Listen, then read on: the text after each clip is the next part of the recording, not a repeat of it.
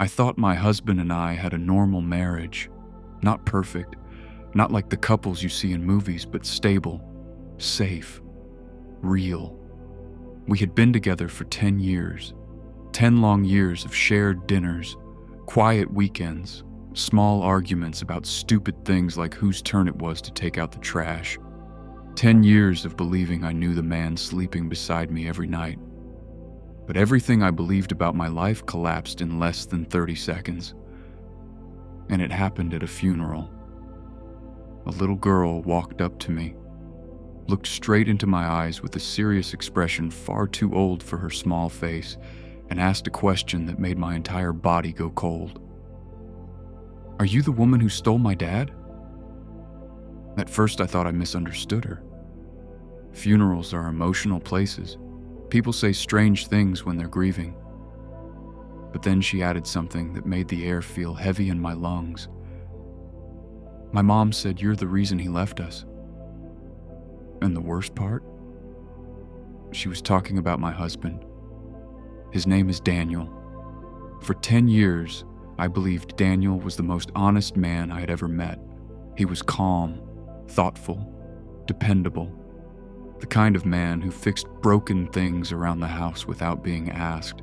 The kind of man who remembered small details about people. He remembered birthdays. He remembered my favorite coffee order.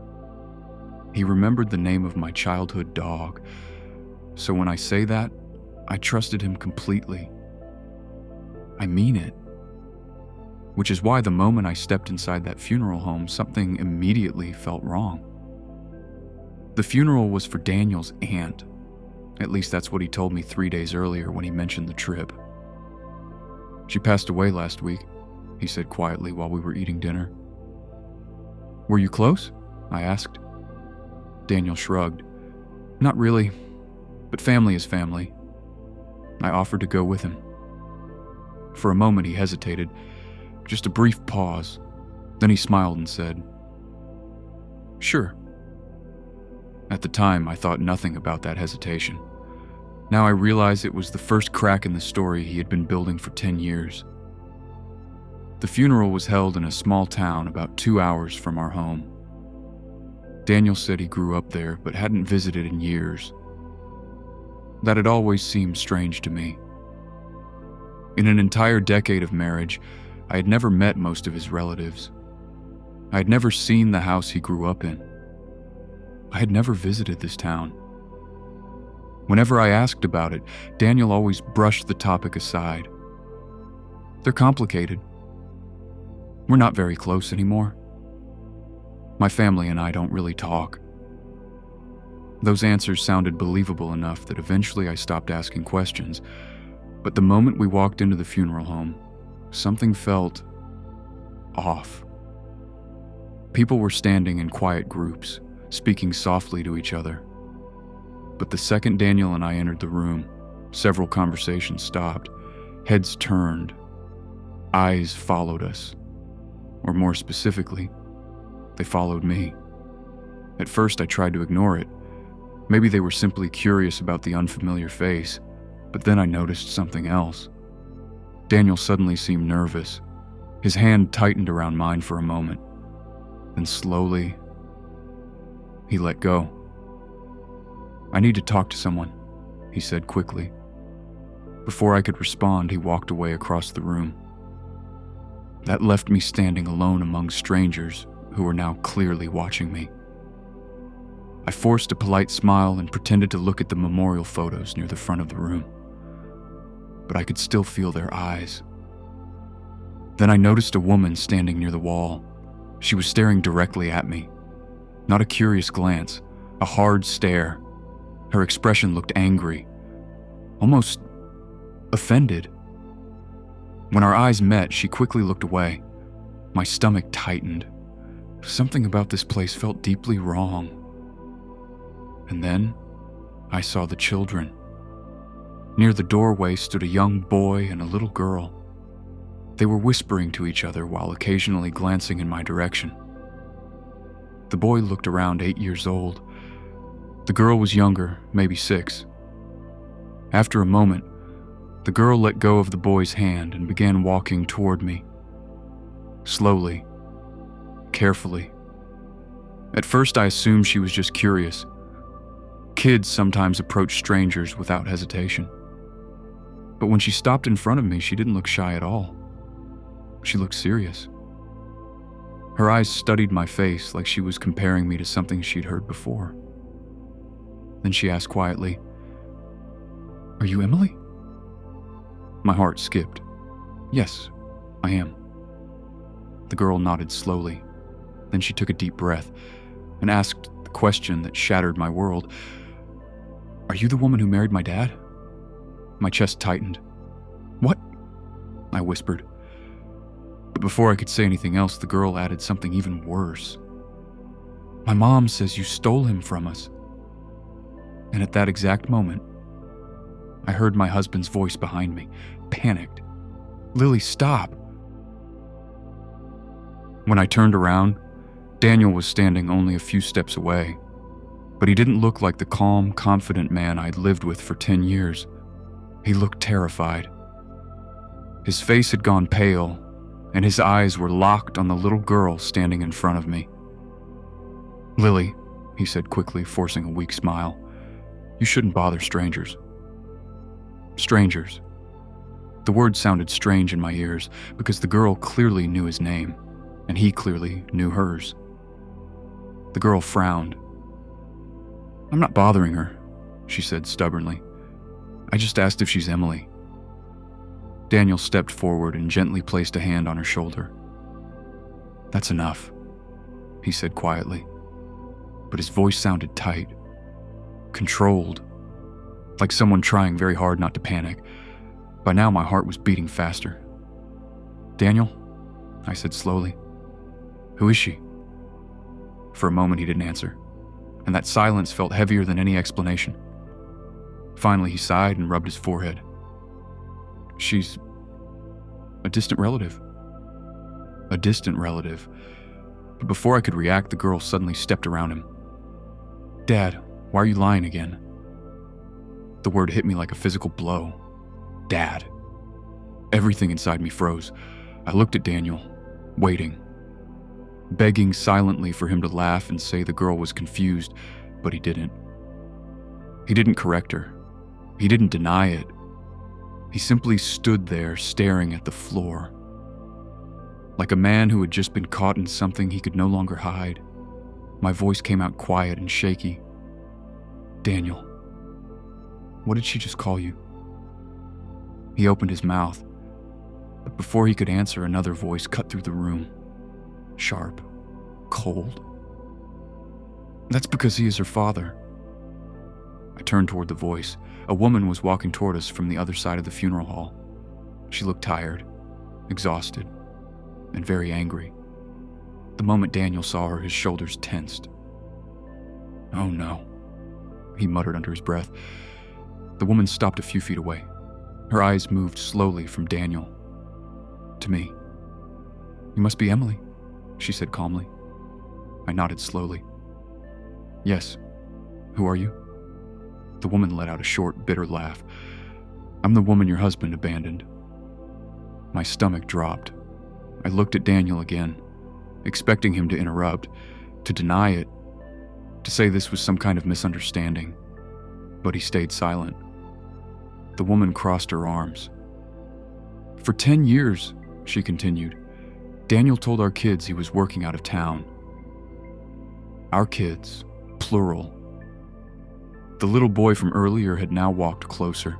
He stood beside the girl, holding her hand tightly. Both children were staring at Daniel, like they had been waiting a long time to see him. The woman gestured toward them. "That's Lily," she said, "and that's Noah." My chest tightened, because now that I looked closer, I could see it, the resemblance. Noah had Daniel's eyes, Lily had his smile. Suddenly, dozens of memories rushed through my mind. Every business trip, every late weekend, every mysterious phone call he took outside.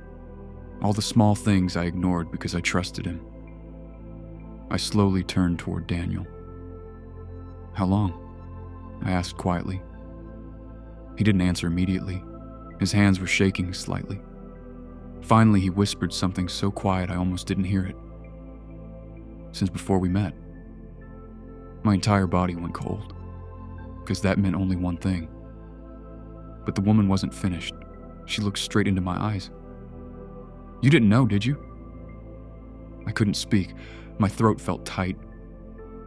Then she said the words that shattered the last piece of my reality. You're not the first wife. The room suddenly felt silent, like the air had been sucked out of it. But the woman leaned closer and added one more sentence, a sentence that made my heart drop even further. Actually, you're the third. And at that moment, I realized my husband's secrets were far bigger than I had ever imagined. For a few seconds after she said it, I couldn't hear anything. Not the quiet conversations in the room, not the soft music playing near the front, not even my own breathing. 3. The word echoed in my mind like a bell that wouldn't stop ringing. You're the third. I stared at the woman, waiting for her to say something else, waiting for her to explain that this was some kind of cruel joke. But her expression didn't change. She looked completely serious. Slowly, I turned my head toward Daniel, my husband, the man I had trusted with my entire life, the man who now looked like a stranger standing a few feet away from me. Daniel, I said quietly, tell me she's lying. For a moment, he didn't answer. His eyes moved between me, the woman, and the 2 children standing beside her. Then he rubbed his face with both hands like someone who had been awake for days. It's not what you think, he said. I almost laughed, because those were the most predictable words he could have said. What do I think? I asked. My voice sounded strangely calm, even though inside my chest everything felt like it was collapsing. You think I've been living a double life, he said quietly. I stared at him. You have been living a double life. He opened his mouth to argue, but no words came out. The woman beside the children crossed her arms again. Go ahead, Daniel, she said coldly. Explain it to her. He looked at her with frustration. Rachel, this isn't the time. Rachel. So that was her name. She laughed bitterly. Oh, I think this is the perfect time. Several people nearby had started paying attention now. Conversations had slowed. Eyes were watching us. It suddenly felt like the entire room had turned into an audience. Daniel lowered his voice. Emily, can we talk somewhere else? I didn't move. No, he sighed. Please. But before I could answer, the little girl, Lily, spoke again. Dad, why didn't you come to Noah's birthday? The question hit the room like a stone dropped into water. Daniel closed his eyes. Lily, you promised, she continued quietly. Her voice wasn't angry. It was worse. It sounded hurt, like she had asked this question many times before. I waited all day, she said. Daniel looked like someone had punched him in the stomach. I had work, he muttered. The boy, Noah, finally spoke. That's what you always say. I felt something twist painfully inside my chest because suddenly I realized something horrifying. These children believed Daniel was their father, not just biologically, emotionally, and from the way they spoke, they were used to being disappointed by him. Rachel shook her head slowly. You see, she said to me, this is who your husband really is. I felt dizzy. 10 years of memories were suddenly rearranging themselves in my mind. Every business trip, every time he said he had to travel for work, every weekend he claimed he was visiting old friends. All of it suddenly looked different. I looked back at Daniel. How often? I asked quietly. He frowned. What? How often were you here? I asked. He didn't answer. Once a month, I continued. Every few weeks? Still silence. Then Rachel answered for him. Whenever he felt guilty enough. Daniel shot her an angry look. That's not fair. She laughed. Not fair? Her voice was rising now. You disappeared for months at a time, Daniel? The boy tugged lightly on her sleeve. Mom. But Rachel was too angry to stop. You think sending a few birthday gifts makes you a father? She continued. Daniel stepped closer to her. Rachel, please. But she wasn't looking at him anymore. She was looking at me. You deserve to know who you married. My stomach tightened again. Tell her, Rachel said to Daniel. He looked exhausted. Tell me what? I asked. Rachel's voice became quiet. Too quiet. Tell her why you really came to this funeral. Daniel's head snapped toward her. Don't. But she ignored him. You think he came here because his aunt died? She asked me. I nodded slowly. That's what he told me. Rachel's expression darkened. Well. She paused for a moment. Then she said something that made Daniel suddenly step forward in panic. But he was too late. His aunt didn't leave him memories, Rachel said. She left him money. Daniel grabbed her arm. Rachel, stop. But the damage was already done. I looked at him slowly. Money? Rachel pulled her arm away. Yes, she said calmly. A lot of it. My heart started beating faster again. How much? I asked. Rachel looked directly at Daniel before answering. About $2 million. The room suddenly felt smaller. $2 million. I looked at Daniel. Is that true? He didn't answer. Rachel folded her arms. And guess who was in the will?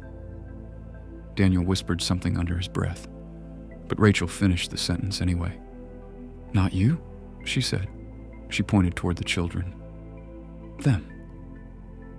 My heart skipped a beat, because suddenly I understood why Daniel looked so terrified when we walked in. But Rachel, the silence after Rachel's words felt suffocating. $2 million. The number echoed in my head. But it wasn't the money that made my stomach twist. It was the way Daniel was standing there now, frozen, like a man who had just been exposed in front of everyone. I looked at him carefully, and suddenly I noticed something I hadn't seen before. He wasn't just nervous. He looked desperate. Rachel, he said quietly, you're making this worse. She raised an eyebrow. Worse?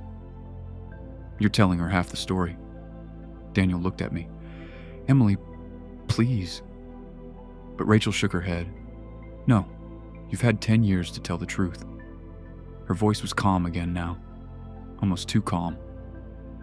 Maybe it's time she hears the rest. I crossed my arms slowly. Yes, I said. I think it is. Daniel ran a hand through his hair. This isn't the place. Really? Rachel said with a bitter smile. You didn't think that when you showed up here pretending to be the grieving nephew. Several people nearby were openly staring now. Daniel looked around the room uncomfortably.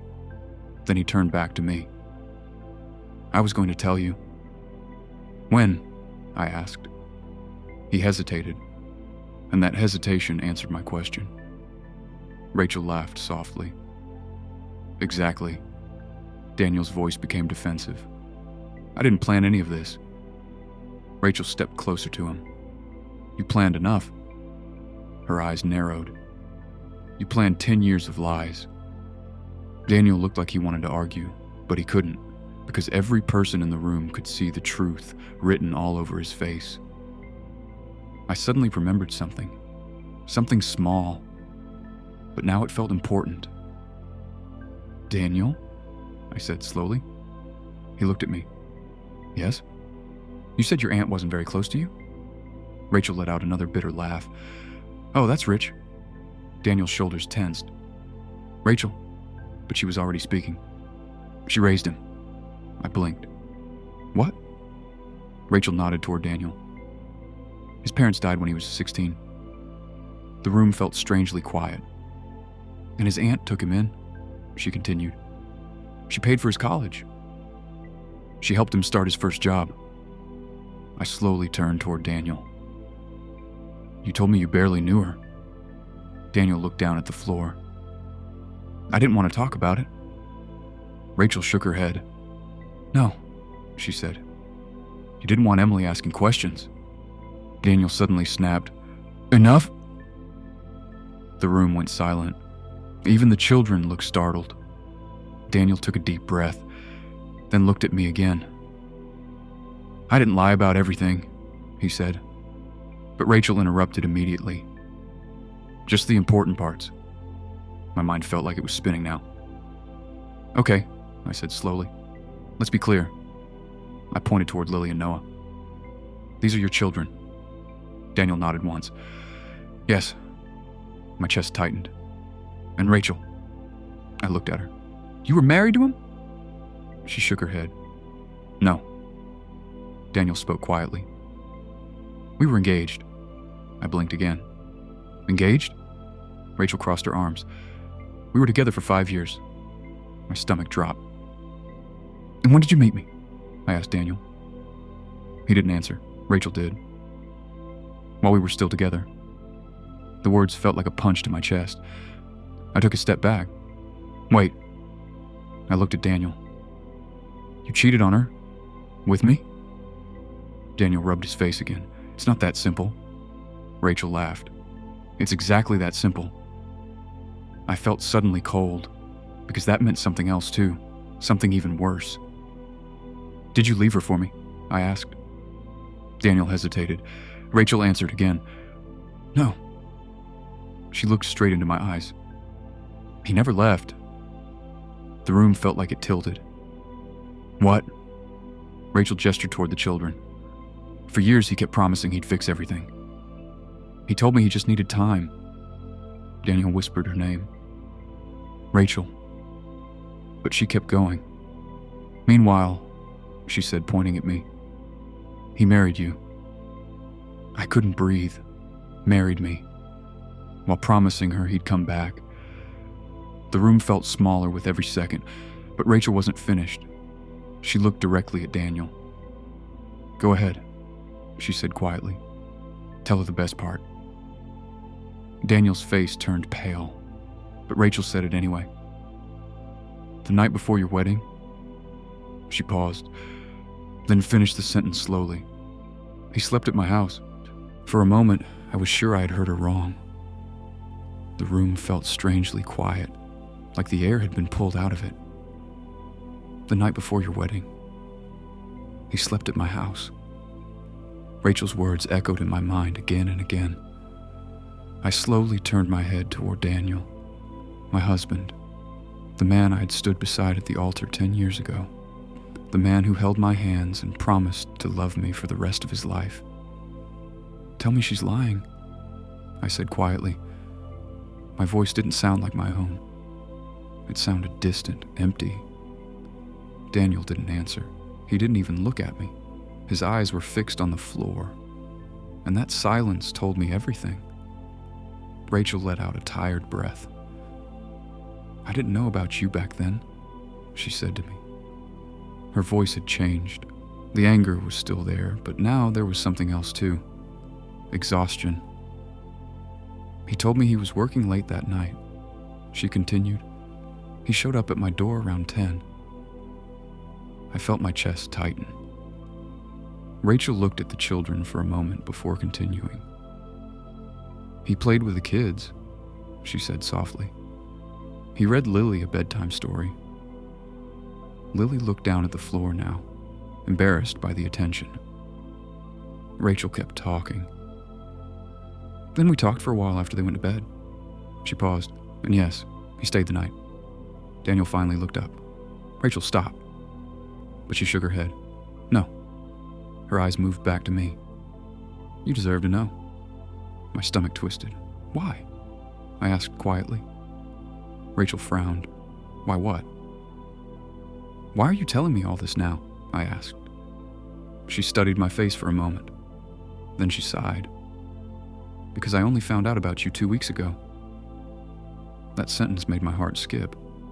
2 weeks ago? Rachel nodded. "Yes." Daniel closed his eyes. "Rachel," but she ignored him. "I always believed his excuses," she said. "He said his job required travel. He said he was saving money so we could eventually move somewhere better." Her voice hardened again. I believed him. The children stood quietly beside her, clearly uncomfortable with the conversation. Then Rachel looked straight at me again. "But 2 weeks ago, someone sent me something." My stomach tightened. "What?" She reached into her purse. Daniel suddenly stepped forward. "Rachel, don't." But she pulled out her phone anyway. "It was an anonymous message," she said. Her thumb tapped the screen. Then she held the phone toward me. At first, I didn't understand what I was looking at. Then my breath caught. It was a photograph. A wedding photograph. My wedding photograph. Daniel and I were standing together, smiling at the camera. The same photo that had been framed on our living room shelf for 10 years. Rachel's voice was calm. "That's how I found out." My hands started shaking. "You had no idea?" I asked. Rachel shook her head slowly. "No." Daniel looked like he wanted to disappear. "For 10 years, Rachel continued, "I thought he was just a man trying to balance work and family." She let out a bitter laugh. But apparently he was balancing 2 families. I felt dizzy. 2 families.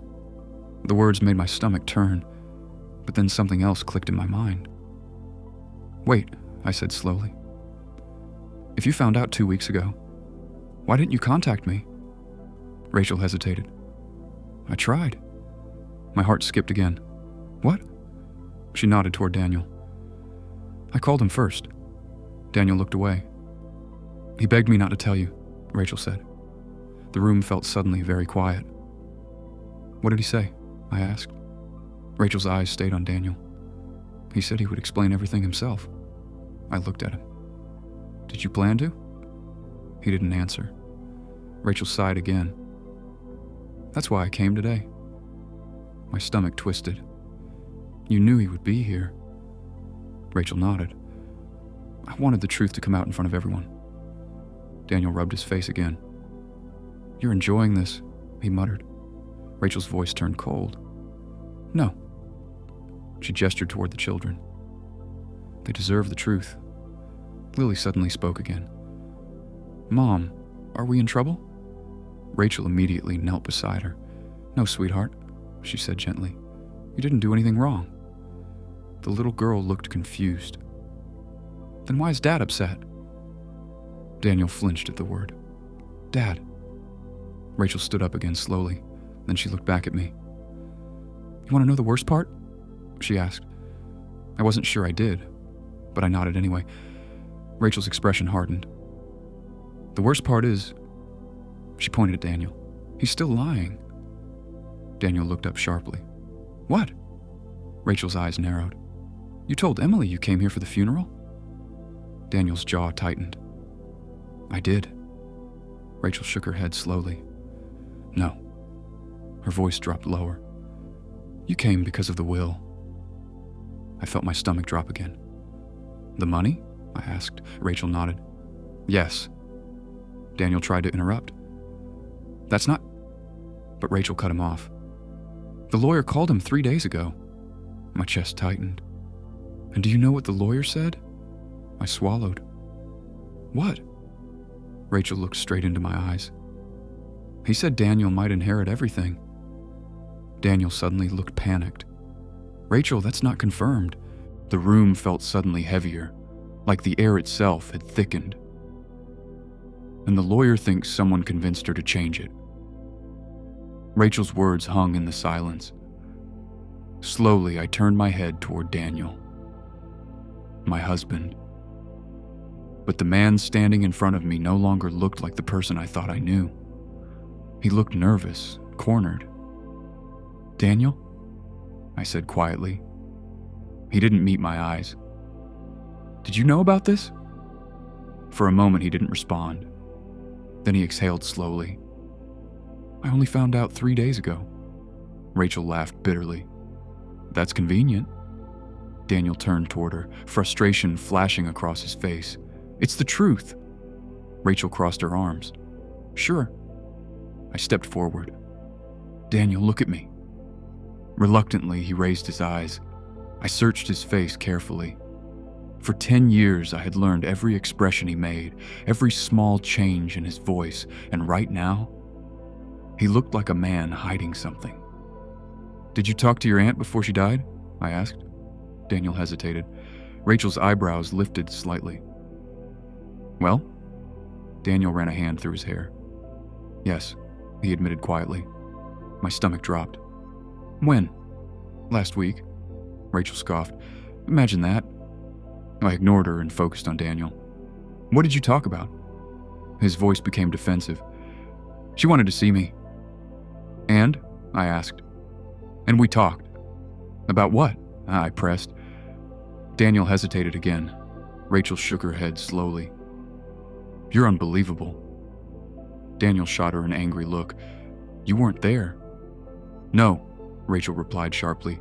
But the nurse was? My head turned toward her. What nurse? Rachel looked back at me. The hospice nurse who was taking care of his aunt. Daniel's jaw tightened. Rachel, stop. But she continued anyway. She called me yesterday. That made both Daniel and me freeze. She called you? I asked. Rachel nodded. She recognized me from old photos. Daniel muttered something under his breath. What did she say? I asked. Rachel's voice became serious. She said Daniel visited his aunt 2 days before she died. Daniel didn't deny it. Rachel continued. And during that visit, they argued. My chest tightened. About what? Rachel looked at Daniel before answering. About money. The word felt ugly in the quiet room. Daniel shook his head. That's not what happened. Rachel's eyes narrowed. Really? He sighed.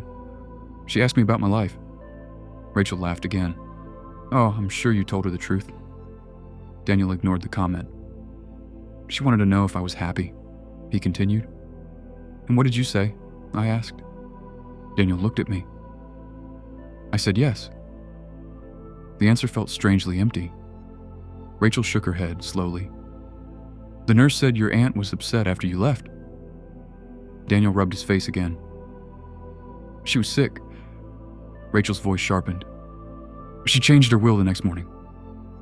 That sentence made the room fall silent again. I stared at Daniel. Did you ask her for the money? His head snapped up. No! The answer came too fast, too loud. Rachel tilted her head slightly. You didn't have to ask. Daniel looked furious now. You're twisting everything. Rachel stepped closer. No, Daniel. Her voice was quiet. I'm finally putting the pieces together. The children stood silently beside her, watching the adults argue in confusion. I felt suddenly exhausted. 10 years of trust were collapsing around me, piece by piece, but something about Rachel's story didn't quite fit. Wait, I said slowly. Both of them looked at me. You said the children were removed from the will. Rachel nodded. Yes. But why would his aunt do that? I asked. Rachel frowned slightly. That's the question, isn't it?